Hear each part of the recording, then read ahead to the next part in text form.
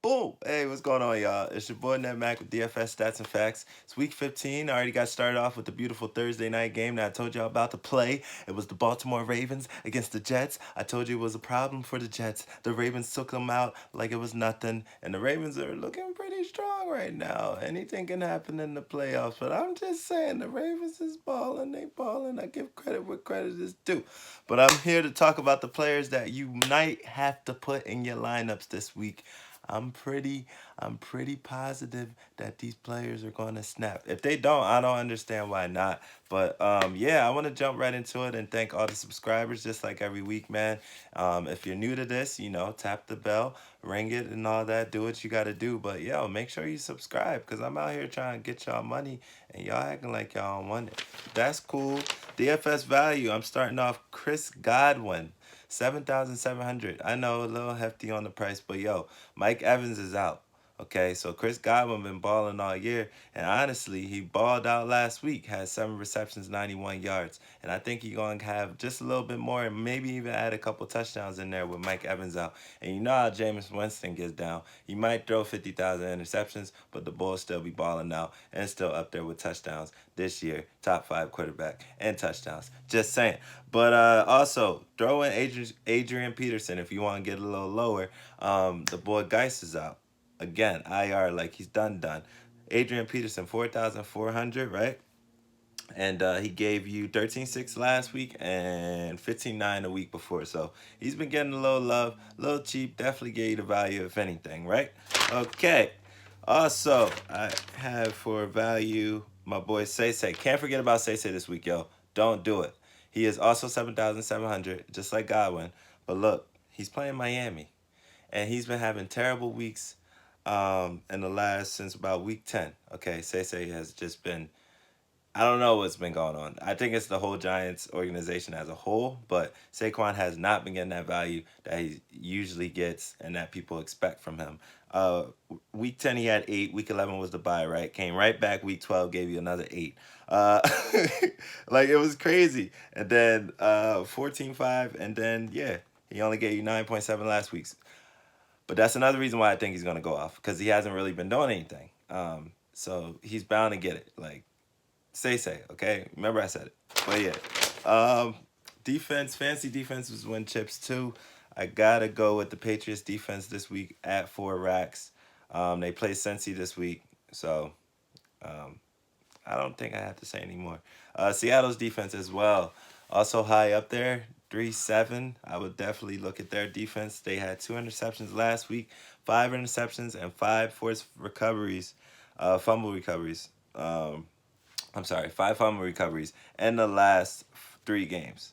And they have Carolina this week, who is 31st in points allowed. So I think Seattle should get some love this week against the easy Carolina Panthers. Panthers been slipping, man, as of late. So Seattle might go and slip right in there and get that W more than likely. Jaguars defense, I know they had a terrible week last week, but that's another reason why I think that they're going to ball out this week against who the Jags got this week? They have Houston. Yeah, the Jaguars have Houston this week. But yeah, they were -3 points last week, and that's because they gave up 45 points to the Chargers. That came out of nowhere. I don't think that happens again this week. Jaguars defense, and I'm sorry, Jaguars against Oakland. They do not play Houston. They play Oakland. That's another reason why I picked them. Derek Carr, I think he's going to struggle this week. I really believe that. So, and Derek Carr is my boy. Don't get me wrong. He got Waller out there. Waller still might have good fantasy numbers. I actually need him to have good fantasy numbers for this one fantasy team that is still in the playoffs. But I don't know, man. I don't know. I don't think Derek Carr is gonna have a good week. So I would, if you need a cheap defense, remember I said it. Jaguars defense 2,500 this week on DraftKings. Shall we continue? We shall. Wide receivers, wow. Wide receivers, wow. And I got my boy Darius Slayton, who was not so much my boy last week because he destroyed my Eagles secondary. Surprise. Slayton is at 4,700. He had 35.4 last week in fantasy. 5 receptions, 154 yards, and 2 touchdowns. Miami this week, again, for the Giants. A lot of Giants players that you can sneak in there, and including Eli Manning, who just came back. So He's probably cheap. You might want to throw him in there if you're looking to like stack up on your running backs and wideouts or whatever. But yeah, another person that's just an honorable mention to think about. DeAndre Hopkins. He is at 8 racks, but he gave you 29.2 last week. He was another wide receiver wilding. 7 receptions, 120 yards, and 1 touchdown just last week. And my boy AJ Brown, he is at 6,000, right in the middle there. 36.6 last week, 5 receptions, 153 yards, and 2 touchdowns.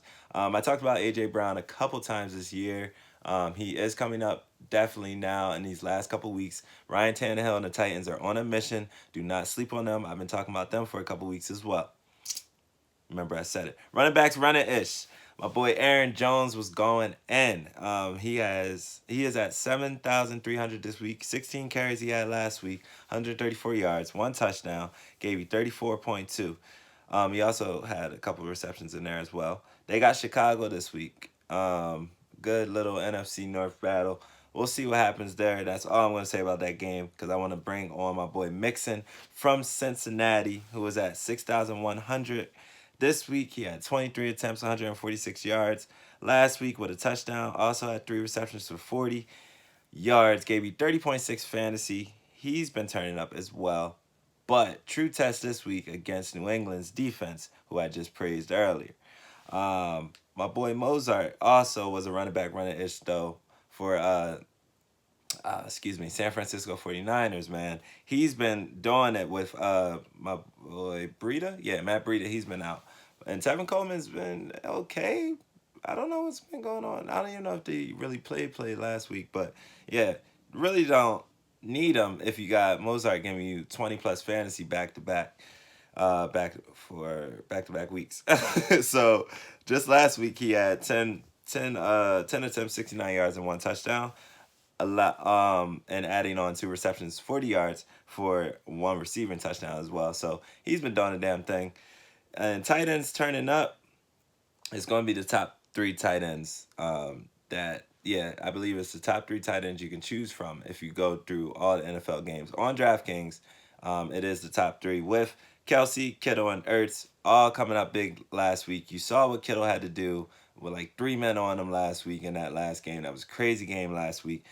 He is at 6'2", 18.7 he gave you last week in that crazy game. Then you had Kelsey. He's at 6'5", and he gave you 19 last week. He has Denver this week. The Niners have Atlanta this week. And my boy Ertz, who basically won it for us last week. I fell asleep, my fault. But look, I got to go to work. And y'all been wilding, so I went to sleep. Ertz, they're at Washington this week. They had the Giants last week, obviously. He gave you 30 of them things. So you might want to remember those tight ends this week. Easy to remember. They're all big name tight ends. I know I usually don't do that, but it was within reason this week. But yeah, moving right along. My quarterback questions, though, I do have a couple. Is Eli feeling the snap on Miami? That's literally how I wrote it. And should Philly hop off the Wentz train? I know it's crazy, but I've been hearing people on this ear and hearing people on this one. And one is saying, yo, you really need to hop off that Wentz train. And the other is saying, yo, stick with your boy. Got a couple more chips in him. I don't know, man. This season has been rough. Last year wasn't that great either. And of course, the year before we won it all. So I really don't know. That's why I put it on here as a question. And will Kyle Allen get 300 yards on Seattle's defense? True test for him as well. He's been giving you 20 plus about week to week. But they've been really light, man. And but 20 plus is 20 plus. But I don't know, man. He's been slipping. Like I said, Carolina's been slipping. So that was my question for that. I will be doing my live picks tomorrow on Instagram or today. I don't know, but I like doing it on tomorrow right before I watch the games and everything. So yeah, my daughter did help me last week. That was really cool. My daughter Annika, shout out to her. She was like, I want to help with the episode, so we had to throw her on there, man. Really appreciate the love again, man. Good luck. Think about these players. Oh wait, you know what? I feel like I am missing one other person I definitely wanted to talk about. And his name is Austin Eckler. I don't know how I missed it. I totally almost skipped out on my stars in charge. Don't go anywhere. That was crazy. My star's in charge, y'all. I apologize. And I got to give you some of these bums to stay away from as well. Ryan Tannehill, he's at 65. He gave you 31.5 last week, 391 yards, 3 touchdowns, and 1 interception. He is at Oakland this week, who was 27th against almost everything. No, Houston this week. They had Oakland last week. I'm wilding. Houston this week, who ranks 30th against quarterbacks. That's what I was really going to say. Yeah, Austin Eckler. Yeah, he balling, right? Yeah, Austin Eckler. Last week, yo, he was balling. This week he's 6,700. He gave you 37.3 last week. 8 attempts, 101 yards. 4 receptions, 112 yards, and a receiving touchdown. So look out for Austin Eckler this week. I don't really like him this week because I'm facing him this week. Yeah, you know I was going to say that. Robert Woods, 6,200 this week. 25.7 he gave you last week. 7 receptions, 98 yards, and 1 touchdown. He is averaging, okay, I had to do some numbers. He is averaging 115.5, so 115.5 yards since week 10. And that is a bye week in there. So Robert Woods been getting the love. Cooper Kupp not so much, and Jared Goff is a forever bum to stay away from. But speaking of bums, let's get into it. You're going to be surprised by this next one. Aaron Rodgers. Yeah, I said it. Aaron Rodgers. My boy AR. He's at 6,300 this week, but he's been terrible. Last week, he only gave you 12.4 in fantasy. And when I say terrible, I'm talking fantasy stuff. I'm not talking about obvious talent from AR for years and years, consecutive years. I get it. I'm talking fantasy people. AR has been stinking it up. He's looking to bounce back, though, against Chicago. However, last time he played Chicago was week uno, okay? It's been a long time since then. But, yo, he gave you guessed it, 12 fantasy points in week 1 as well. So I don't know what he's going to do this week. But side note, AR's been having a great year. 23 touchdowns and 2 interceptions. So just throwing that out there. And then I mentioned that the Green Bay Packers have a winning record. David Blue, it don't even matter anymore, bro. He's at 5,300. He only gave you 10.2. That is a quarterback only giving you 10.2. You already know how I feel about that. 1 touchdown and 2 interceptions. My boy, that ain't gonna do it. And look who it is. Andy Dalton at 4,900. He already got the bum to stay away from. Salary, boy. Look at you. 252 yards, and that's pretty much it. If you want to count the interception with the no touchdowns, you might as well, because that's why he made this bums to stay away from list this week and probably whole season. He went from 13.3 and then dropped to that 10.6. So that's another reason why I had to put him on here. I just got to do what I do when I do it, okay? I really would like to apologize, though, because I almost sped out of here and not gave you stars in charge. And I blame Amazon, okay? Because I've been working really hard and long hours, and I'm tired. But yeah, man, that's pretty much it, though. For real this time. It's been real from DFS Stats and Facts this week, week 15. Get your money. Believe in your lineups, and don't second guess yourself when it comes to this.